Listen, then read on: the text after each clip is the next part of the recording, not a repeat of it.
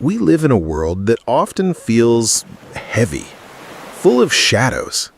From the daily headlines that churn with conflict and despair, echoing across continents and piercing through our screens, to the quiet, personal struggles we face in our own lives, the anxieties about the future, the weight of past regrets, the relentless grind of everyday existence. It's easy to feel the sheer, crushing weight of it all. It's easy to feel utterly overwhelmed. A pervasive sense of unease, a deep, gnawing worry about the state of affairs, both globally and intimately, can settle over us, coloring every interaction, every thought. This isn't just a fleeting mood. For many, it's a persistent backdrop to modern life. And if you've ever felt that way, that profound sense of being adrift in a sea of challenges, you are profoundly, unequivocally not alone. In fact, one of the most brilliant and profound thinkers of our time, a towering intellectual figure whose words cut through the noise and speak directly to the human condition, Dr. Cornel West, articulated this very sentiment with a power and precision that resonates deep within the soul, touching upon a universal human experience. He said, and I quote, a statement that has reverberated through countless discussions and reflections. I cannot be an optimist, but I am a prisoner of hope. Now, at first glance, that might sound like a perplexing contradiction, mightn't it? How can one declare themselves incapable of optimism, yet simultaneously confess to being a prisoner of hope? Isn't hope, by its very nature, inextricably linked to optimism? Don't they walk hand in hand? And what on earth does it truly signify to be a prisoner of something so seemingly benevolent and liberating as hope? Today, with the intellectual curiosity and emotional depth this statement demands, we're going to meticulously unpack this powerful, almost paradoxical statement.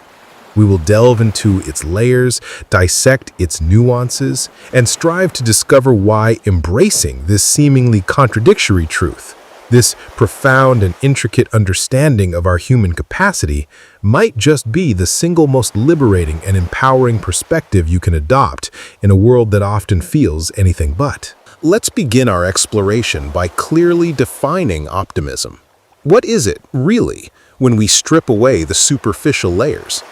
Optimism, in its common usage, often implies a somewhat simplistic belief that everything will inevitably work out for the best, that the future is inherently bright, that the arc of history is always bending naturally and effortlessly upwards toward progress and resolution.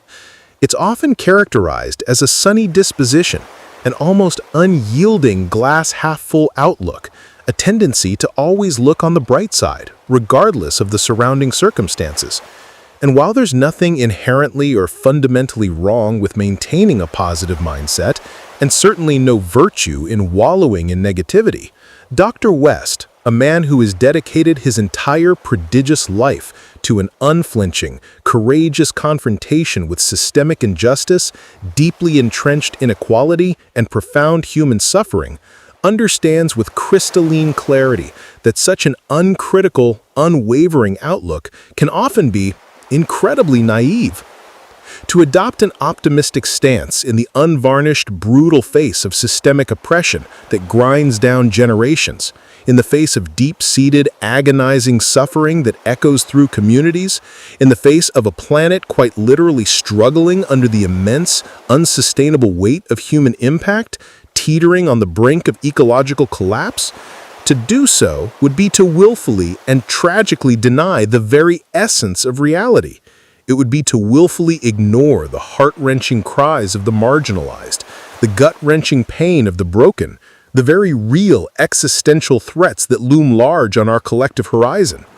Optimism, when disconnected from the harsh ground of lived experience and historical precedent, can sometimes, quite dangerously, mutate into a form of intellectual escapism. It can become a convenient way, a comfortable intellectual refuge to avoid the uncomfortable, challenging truths that scream for our urgent attention, that demand our immediate action, and that necessitate a radical shift in our collective consciousness and behavior. It's a comfort that comes at the cost of engagement. So if optimism, in its uncritical form, isn't the robust, sustainable answer we seek, what then about its polar opposite, cynicism? That dark, weary embrace of pervasive despair, the bitter, resigned belief that nothing will ever truly change, that all efforts are ultimately futile, that the world is simply, inexorably going to hell in a handbasket with no hope of redemption or reversal? Well, that, my friends, is just as debilitating, isn't it? Perhaps even more so, for it robs us of the very will to try. Cynicism paralyzes us, it calcifies the spirit, it systematically extinguishes the vital fire within us, the spark of possibility, the ember of hope. It whispers insidious untruths into our ears, telling us to give up, to retreat, to accept inevitable defeat even before the valiant fight has truly begun, before a single blow has been struck for justice or for a better world. It builds impenetrable walls around our hearts and minds, sealing us off from the transformative power of collective action. And this, precisely this pivot point, is where the profound, illuminating wisdom of Cornel West's statement truly, magnificently shines.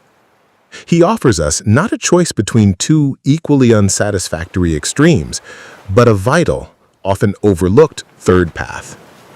A path that possesses the intellectual honesty and moral courage to acknowledge the brutal, often unforgiving realities of the world, to look directly into the abyss without succumbing to the soul-crushing weight of despair.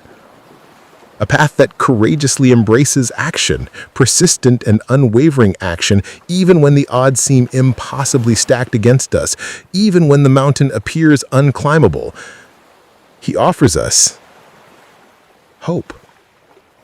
A hope that is neither naive nor despairing, but profoundly, powerfully active. But this isn't just any garden variety hope. This isn't the superficial, wishful hope of the unexamined optimist, a fragile thing that shatters at the first sign of trouble. No, this is a fundamentally different kind of hope. This is a hope that is born from the crucible of struggle, a hope that has been meticulously forged in the searing, transformative fires of resistance against injustice, against apathy, against all forms of human degradation. He calls himself, with deliberate and striking language, a prisoner of hope. What then does it truly mean to be a prisoner of something so seemingly positive, so inherently uplifting as hope? The imagery itself is striking, almost jarring, yet it holds a deep, profound truth. Well, consider the very essence of a prisoner. A prisoner is bound. They are held inextricably by something. And in this profoundly metaphorical sense, Dr. West is articulating that he is bound not by chains of despair or apathy, but by the unbreakable chains of hope. Not against his will, let me be clear, but by a profound, internal, unyielding conviction that transcends mere emotion or fleeting sentiment. It's an unshakable commitment, an inherent and undeniable part of his being, an inescapable truth, a moral imperative that compels him forward, that propels him into action no matter how bleak the external landscape may appear, no matter how many setbacks are encountered. It is the tether that keeps him from drifting into cynicism, the force that propels him beyond mere optimism. This hope, this specific and potent form of hope, isn't a passive wish, a mere longing for things to improve without effort. Absolutely not. It's an active verb. It's the deep-seated, almost primordial belief that another world is not just desirable, but truly possible, even when all current empirical evidence, all the headlines, and all the historical precedents might stubbornly suggest otherwise. It's the radical, audacious idea that justice can, in fact, ultimately prevail over injustice, that love, in its most expansive and courageous form, can indeed conquer the corrosive forces of hate, that humanity, despite its myriad flaws and dark proclivities, possesses an inherent capacity to rise above its darkest impulses, to transcend its own limitations, and to build something more beautiful, more equitable. And once you truly grasp that staggering possibility, once you truly feel that profound conviction settle deep within your bones, permeating every fiber of your being, you become, in a very real and empowering sense, a prisoner to it. You become inextricably bound. You cannot, truly cannot, escape its urgent, relentless call to action, its profound moral summons. Think about the implications of this profound declaration. When you are a prisoner of hope, you are not merely encouraged, but profoundly compelled to act.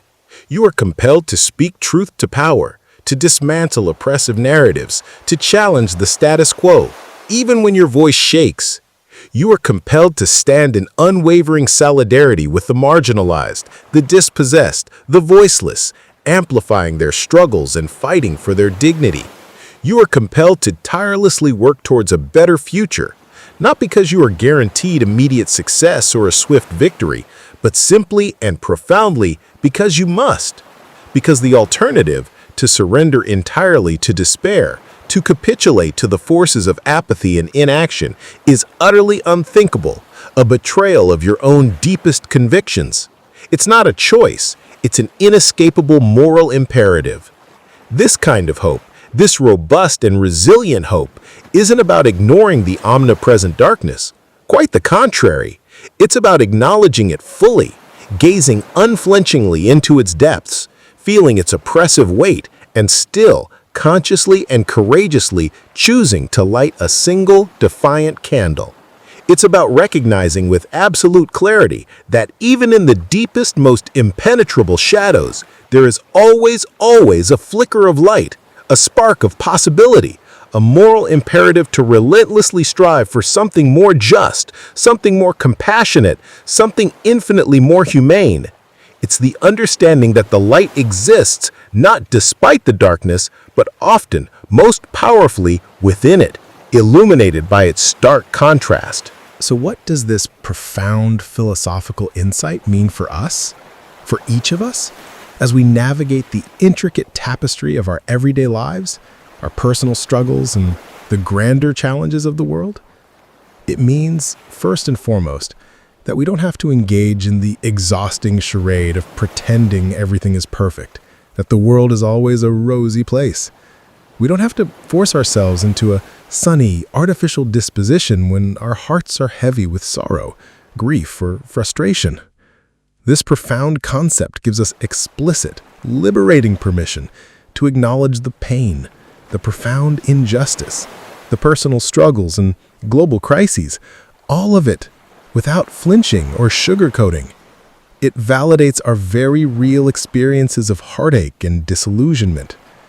But, and this is crucial, it also demands something profound and transformative of us. It demands that we don't allow that honest acknowledgement of suffering to paralyze us, to render us inert.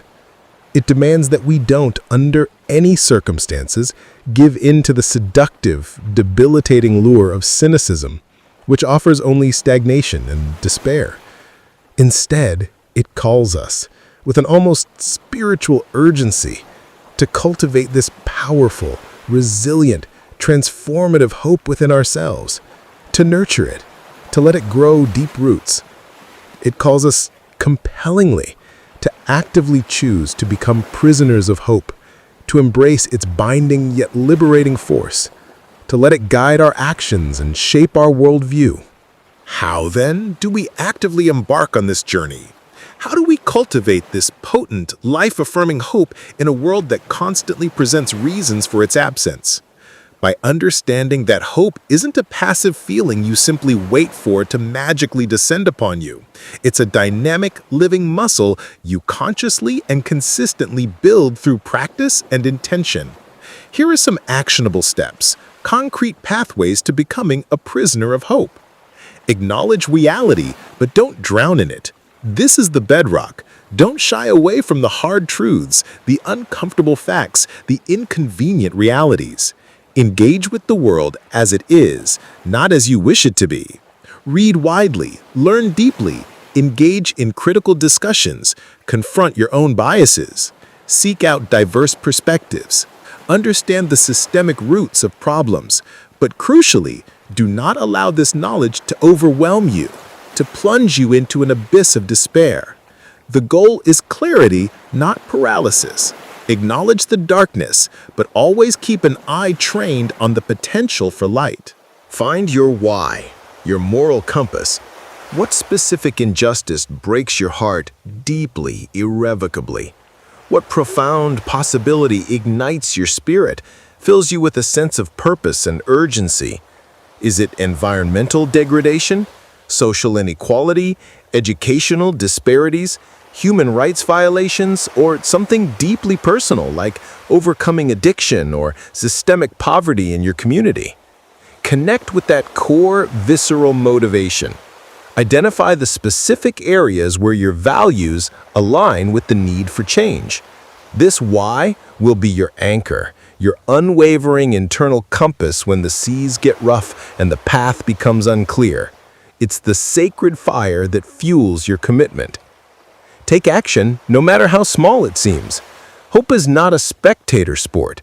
It is activated through consistent, deliberate action. Even the tiniest ripple can ultimately create a wave. This doesn't mean you need to immediately solve world hunger or single-handedly stop climate change. It could be volunteering a few hours a week at a local shelter, advocating for a cause you believe in by signing a petition or writing to your representatives, supporting a nonprofit organization whose mission resonates with you, or simply being a consistent beacon of kindness, empathy, and integrity in your own immediate community, your workplace, your family. Every single conscious act of goodness, every decision to choose compassion over indifference, every small step towards justice contributes to the larger mosaic of hope. Don't underestimate the cumulative power of small acts. Connect with others, build community. Hope is not a solitary endeavor, it is profoundly communal. Despair thrives in isolation, but hope flourishes in connection. Find your tribe, those kindred spirits who share your commitment to a better world, who are also grappling with these complex issues, who are also striving for change. Draw immense strength from collective action and shared purpose. Participate in movements, join groups, engage in meaningful dialogue. When you realize you are part of something larger than yourself, that you are not alone in your struggle, your capacity for hope multiplies exponentially. The collective energy of shared hope is an incredibly powerful, transformative force. Practice radical imagination. Envision the future. Allow yourself the profound freedom to envision a world that is better, fairer, more compassionate, more sustainable, more just. This isn't about ignoring reality, it's about holding on to a vision of what could be. Hold on to that vision with unwavering tenacity, even when it seems distant, even when the obstacles appear insurmountable. This act of radical imagination is not merely wishful thinking, it is the blueprint for transformation. It fuels the arduous journey, providing both direction and inspiration. It reminds us what we are fighting for, what is truly at stake, and what magnificent possibilities lie just beyond the horizon of current despair. It is the fuel for our persistent, purposeful strive. In a world that constantly tests the very limits of our spirit, that repeatedly confronts us with stark realities that could easily lead to cynicism or resignation, Dr. Cornel West, with his unparalleled intellectual rigor and profound moral courage, offers us not a naive escape from these challenges, but a profound, actionable directive. He calls us to confront reality with unflinching, uncompromising honesty, to see the world as it truly is, with all its brokenness and pain, and yet simultaneously to remain irrevocably, powerfully bound to the possibility, the insistent demand of a better future. To declare oneself a prisoner of hope is not, despite the initial jarring imagery, a burden to be endured. It is, in fact, a profound and deeply liberating act. It frees us from the oppressive tyranny of both a blind, unexamined optimism that denies suffering, and a paralyzing, soul-crushing cynicism that extinguishes all possibility. It frees us to act.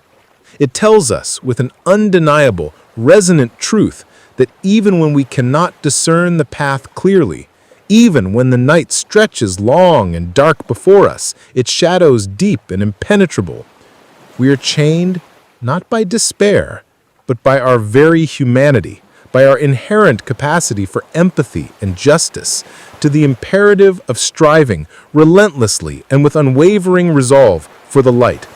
It's the conviction that even if we never reach the destination, the journey itself, fueled by this hope, is what defines us, what elevates us, what makes us truly, fully human. So I invite you, I implore you, as you navigate the intricate complexities of your own unique life, your personal challenges, and as you confront the overwhelming landscape of the world around you, don't merely hope in a passive sense. Don't simply wish for things to improve. Instead, choose with conscious intent and profound commitment to become a prisoner of it. Let this powerful, transformative hope bind you, compel you into meaningful action, and ultimately let it unequivocally guide you towards a future that is truly worth fighting for, a world that is more just, more compassionate, more human. Because that, my friends, that unyielding commitment to hope in the face of all odds, that unwavering dedication to the possibility of a better tomorrow, is precisely where true, enduring power lies.